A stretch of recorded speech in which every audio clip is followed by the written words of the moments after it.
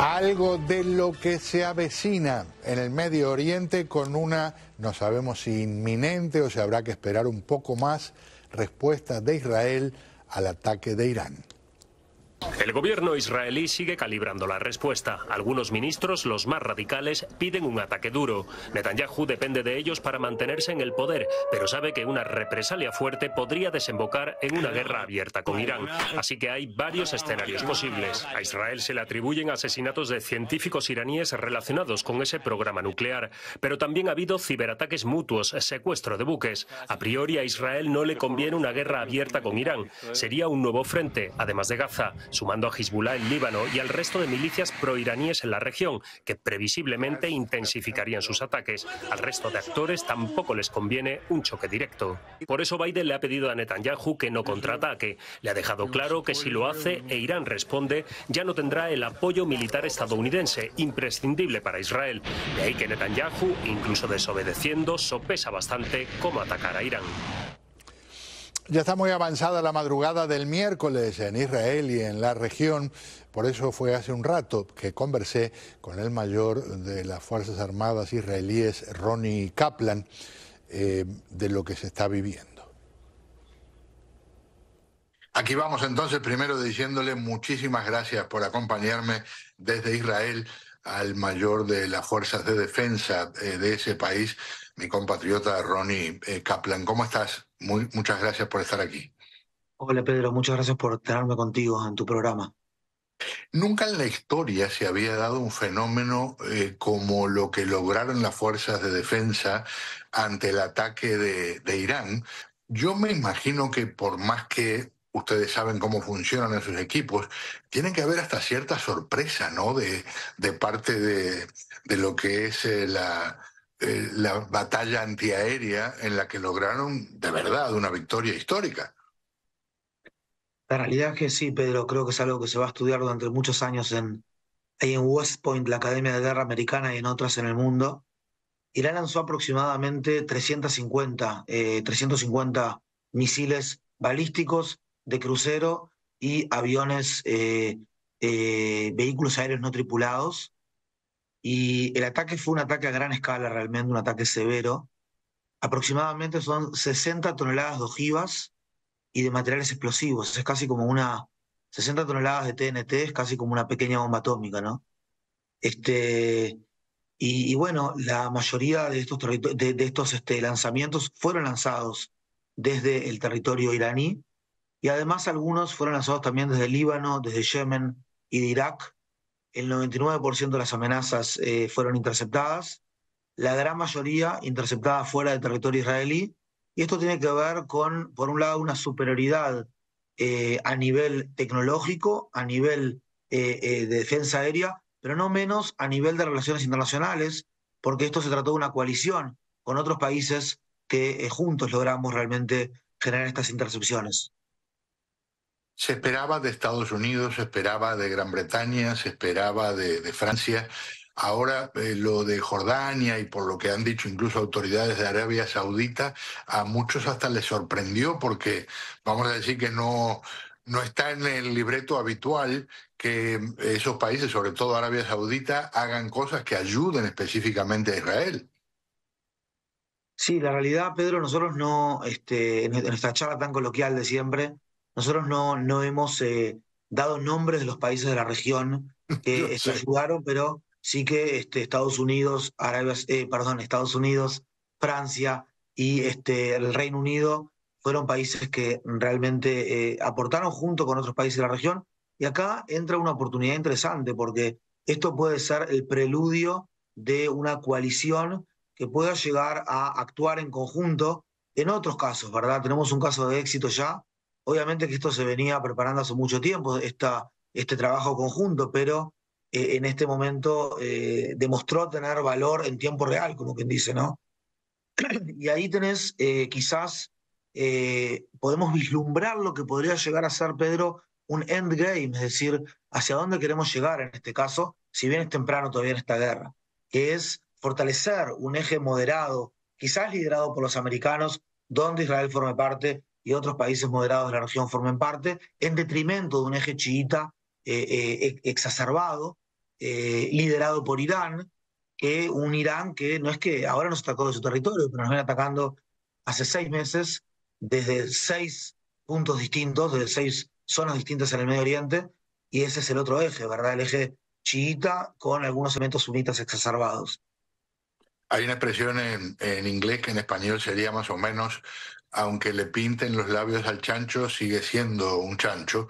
Y en el caso de Irán, en la práctica, como lo está planteando ahora, a través de Hamas, a través de Hezbollah, a través de la yihad islámica, a través de los hutíes, en la práctica ha estado presente desde, si se quiere, media hora después del horrible ataque del 7 de octubre, en todos estos enfrentamientos que tiene en distintos escenarios Israel. Ahora, ¿qué es lo próximo?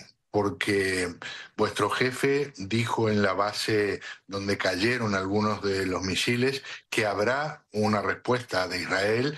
Lo que trasciende es que el gabinete de guerra ha acordado más o menos lo mismo. Lo que no se dice por ahora es cómo, dónde, cuándo. Y en la práctica, ¿hay alguna novedad sobre eso? Mira, pero primero con respecto a tu primer comentario, no puedo estar más de acuerdo, ¿no? En Uruguay decíamos tira la piedra, esconde la mano. Sí. No sé si se dirá igual en Miami, pero es tal cual, jamás Hezbollah, los Houthis están usando armas iraníes, hacen uso de tecnología iraní, de conocimiento iraní, de fondos iraníes, y no cabe duda que es Irán el que estuvo, también decíamos en Uruguay, no sé cómo se dirá en Miami, por detrás de bambalinas o por detrás de telones, allí estos últimos 6 meses, y ya desde el año 1979, ¿no? Con respecto a nuestra posición en este momento, yo te diría que seguimos en alerta máxima y estamos preparados para cualquier escenario, tanto defensivo como ofensivo. Vamos a responder en el momento y en el lugar que elijamos y va a ser una directiva obviamente del gobierno, como en todo país democrático, pero no cabe duda que va a llegar el momento en que Irán tiene que pagar un precio, porque no puede siempre comportarse de esa manera y vamos a terminar causándole daño a aquel que actúe contra nosotros y aquel que planee atacarnos como es este caso. Así todo, no quiero sonar tan beligerante porque los preparativos y nuestra postura siguen siendo esencialmente defensivos, preparándonos para lo que también el mismo Irán pueda llegar a ser y escuchando también a nuestros aliados, obviamente empezando por los Estados Unidos de América. Algo que por supuesto sigue su marcha es la guerra con Hamas en la franja de Gaza. ¿Cuál es la situación hoy? Bueno, nosotros en este momento hemos desmantelado 19 de 24 batallones de Hamas en Gaza. Uno de ellos está en la zona del centro y otros 4 que están intactos están en la zona de Rafah. A nosotros no nos va a quedar otra que operar en la zona de Rafah para desmantelar esos batallones, no sin antes solicitar a la población civil que se evacúe hacia islas humanitarias temporarias, un poco más al norte de la franja de Gaza, es decir, que salga de la zona de combate, que salga de la zona de peligro, con el objetivo de, obviamente, distinguir entre civiles que no son nuestro enemigo y terroristas que son nuestro enemigo, cosa que jamás quiere hacer todo lo contrario. Están metidos ahí cabecillas de Hamas en Rafa. Hay también, nosotros entendemos, secuestrados. Te recuerdo, Pedro, que hablamos un par de semanas sobre Luis Marman y Fernando Marman y Luis Ar, que habían sido liberados también bajo fuego en el corazón de Rafa, lo que muestra a las claras por qué tenemos que ingresar a Rafa, y eso es lo que sigue, básicamente, ¿no? No queda otra. Para los que no están al tanto de la terminología militar, ¿cuántos integrantes tiene aproximadamente un batallón? Y puede tener 400, puede tener 500. O sea que por lo menos, vamos a decir, 10.000 serían los que integraban los batallones que ya han sido desmantelados, más o menos. Sí, por lo menos, así es. Cuando se habla de lo que puede ser un punto muy difícil dentro de Israel, ¿es correcto la interpretación que tenemos de que el pueblo está mayoritariamente, abrumadoramente a favor de que se elimine a Hamas y al mismo tiempo hay una necesidad de que se analice dónde fallaron las Fuerzas Armadas, los servicios de inteligencia en lo previo al 7 de octubre?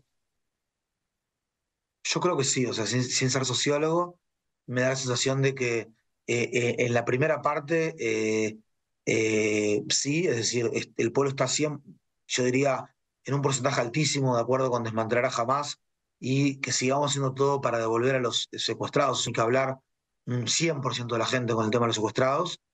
Y lo mismo con respecto a, al segundo punto que comentabas, ¿no? Me da la sensación de que no nos queda otra y el pueblo entiende, y creo que una parte del mundo va entendiendo, aunque obviamente que hay una campaña de conciencia fuerte contra Israel, que esta no es una lucha solamente entre Israel y Hamas, esta es una lucha entre eh, el mundo libre del cual Israel es parte y el ashiado, el fanatismo islámico del cual Hamas es parte y ahora también Irán es parte, o sea, no ahora, desde siempre Irán es parte y lo lidera. Hezbollah, los Houthis, las milicias chiitas. Es decir, no tenemos otra que ganar en esta guerra porque no nos podemos dar el lujo de perder ni una sola batalla contra el terror. Eso reanudaría el terrorismo por un lado y por otro lado también generaría un verdadero peligro potencial de un genocidio aquí en Israel, ¿no? De la población israelí. Los únicos genocidas que hay acá en toda esta historia son los terroristas de Hamas, son los líderes de Hamas. A veces conocemos terroristas en América Latina, capaz que no suena exacto, quizás hay que decir islamo-nazistas, ¿verdad? Porque eso es lo que quieren. Hablan abiertamente que hay que exterminar a Israel y yo desde el 7 de octubre les creo. Una más para terminar con algo tal vez anecdótico basado en cómo interpretan los medios, perdón, o bueno, perdón, algunos medios. No, no les tiraron a pegar. No, lo que hizo Irán fue algo como para simbólico. Avisaron con tiempo que iban a atacar. En realidad no hay tanto mérito de la defensa, sino que el ataque estaba diseñado para hacer más ruido que daño. ¿Qué dices de eso? Mira, primero, de forma específica a ese argumento, yo no recuerdo que Irán haya avisado de antemano. Sí, nosotros lo sabíamos de antemano por una información de inteligencia, eso es verdad, pero que Irán haya avisado de antemano, no, no me parece. Y por otro lado, siempre están los que al fin y al cabo le buscan la vuelta para culpar a Israel, ¿no? Hay una parte de los medios, una parte también de la academia, una parte del sector político, y ni que hablar en las redes sociales, están desarrollando, Pedro, una industria de la mentira contra Israel. Y Israel básicamente es el culpable de todo.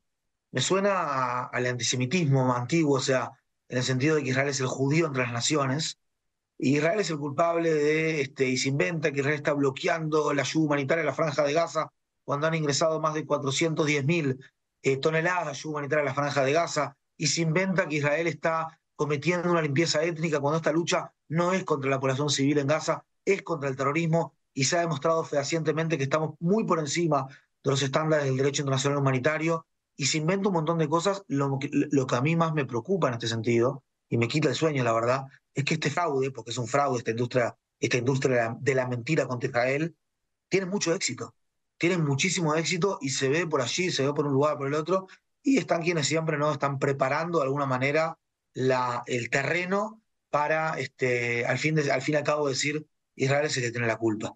Nosotros, Pedro, en ese sentido, si bien vuelvo a repetir, sí, o sea, no quiero adoptar mensajes beligerantes de más, esto estamos sopesando las cosas, somos un país racional y democrático, pero obviamente que no vamos a pedir perdón por no dejarnos exterminar ante un país que formula declaraciones y actúa para destruir el Estado de Israel de forma constante, como ha sido Irán en las últimas décadas.